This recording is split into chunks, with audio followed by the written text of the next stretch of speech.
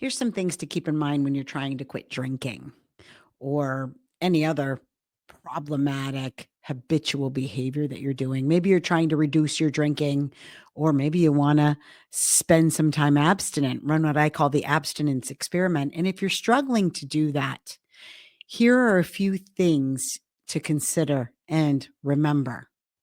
Number one, stop beating yourself up.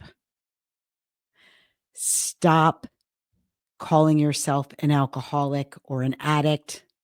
Stop beating yourself up after a night of drinking. And I know there are even some people that go into a drinking experience already feeling bad about themselves. Don't do that. Own it.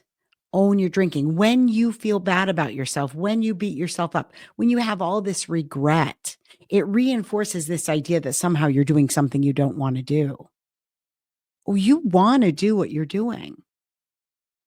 You see tremendous value in it.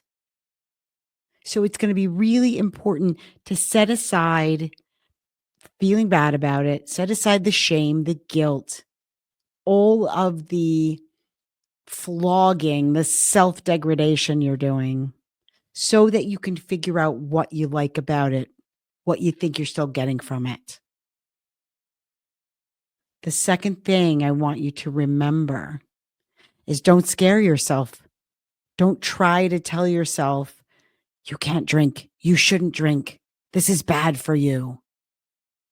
All that is doing, believe it or not, is reinforcing the idea that somehow you're out of control, that somehow you're doing something you don't want to do. It can actually add to your stress level. And one of the reasons you're probably drinking to the level you are is that you feel stressed.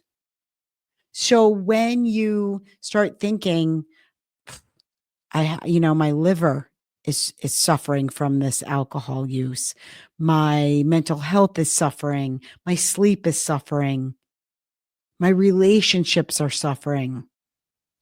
When you start trying to motivate yourself to change through fear, through fear of consequences, you're not looking where it's important. What's important is, what value do I see in it on the front end? So let me use an example. There are people that love riding motorcycles and they love riding them really fast.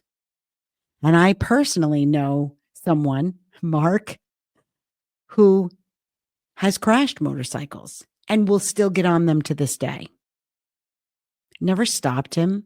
The fear of the risks of getting harmed on a motorcycle haven't stopped him from riding. Now, they may have made him more cautious, but he still sees value in getting on a motorcycle and riding.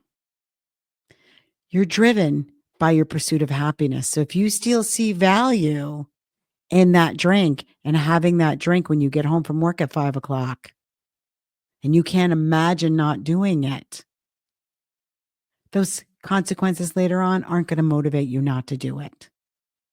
In much the same way that beating yourself up about it afterwards isn't going to motivate you not to do it tomorrow. Another thing to consider when you want to reduce your drinking or quit drinking altogether, and that is, it doesn't have to be forever. I think sometimes people get stuck thinking, I'm going to have to never drink again.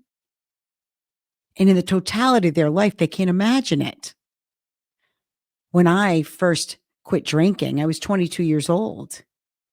And I remember thinking of all the Irish and Italian weddings I'd attended and thinking, I can't imagine not drinking at my wedding. I was projecting into the future. I didn't even, at that point, didn't even have a boyfriend. And I was already projecting that I couldn't imagine attending my own wedding without having alcohol. Now, I did do that. That didn't stop me. But it doesn't have to be forever.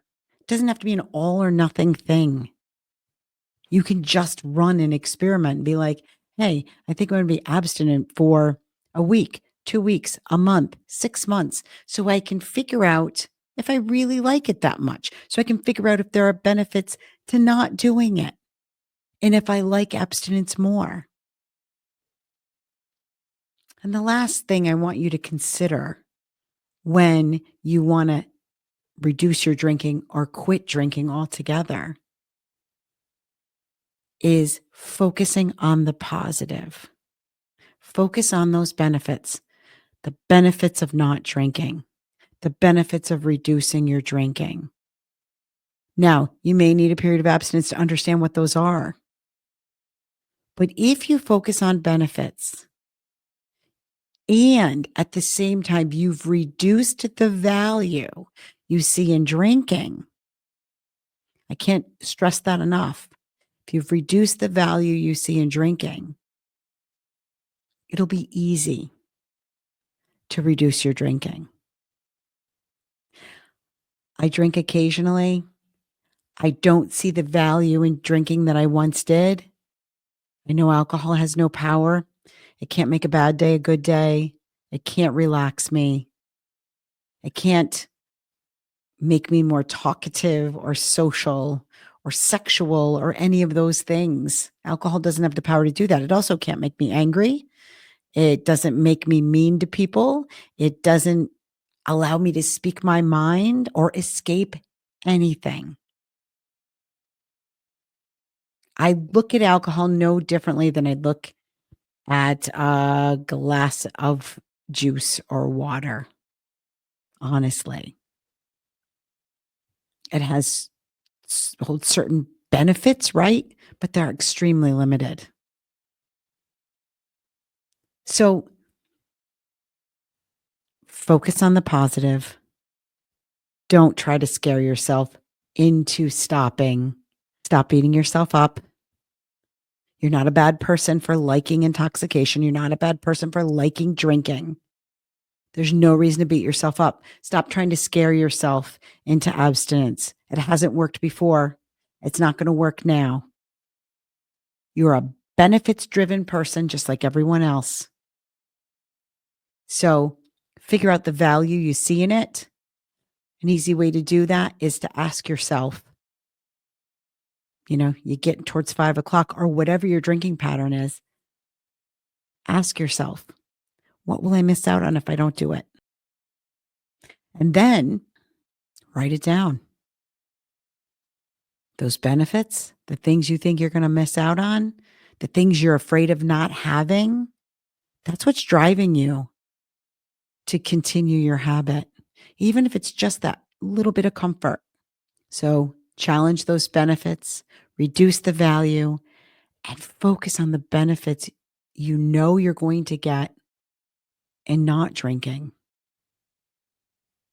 Whatever those are, better sleep, better mental health, improve your relationships, make you feel powerful. Putting your health first has tremendous benefits to your mental health. So if you're struggling with that, you might want to check out our coaching packages. We're here to help you.